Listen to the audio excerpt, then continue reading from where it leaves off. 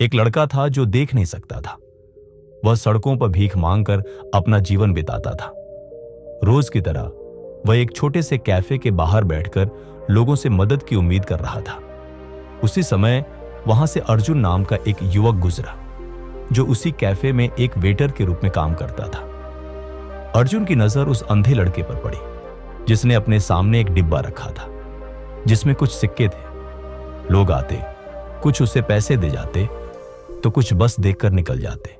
अर्जुन ने देखा कि लड़के के पीछे एक बोर्ड टंगा था जिस पर लिखा था, मैं एक अंधा लड़का हूं, मेरी मदद कीजिए।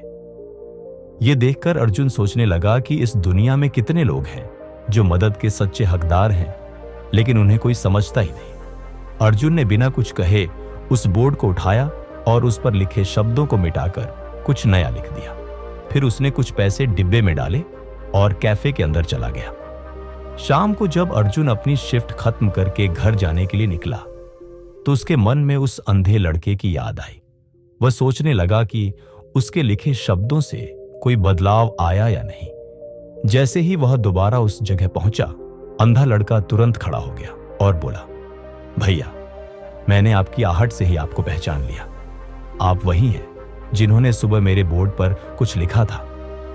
मैं आपसे बस ये पूछना चाहता हूं कि आपने ऐसा क्या लिखा था कि जो भी यहां से गुजरता है वह मुझे कुछ न कुछ देकर ही जाता है।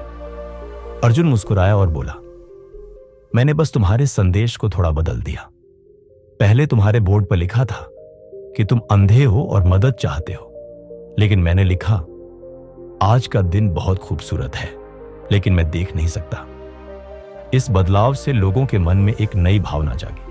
अब वे सिर्फ दया के कारण नहीं, बल्कि कृतज्ञता और सहानुभूति से प्रेरित होकर मदद करने लगे थे। सीख, अगर हम सोचने का तरीका बदल दें तो हमारी जिंदगी भी बदल सकती है। सकारात्मक दृष्टिकोण सिर्फ हमें ही नहीं बल्कि दूसरों को भी प्रेरित कर सकता है।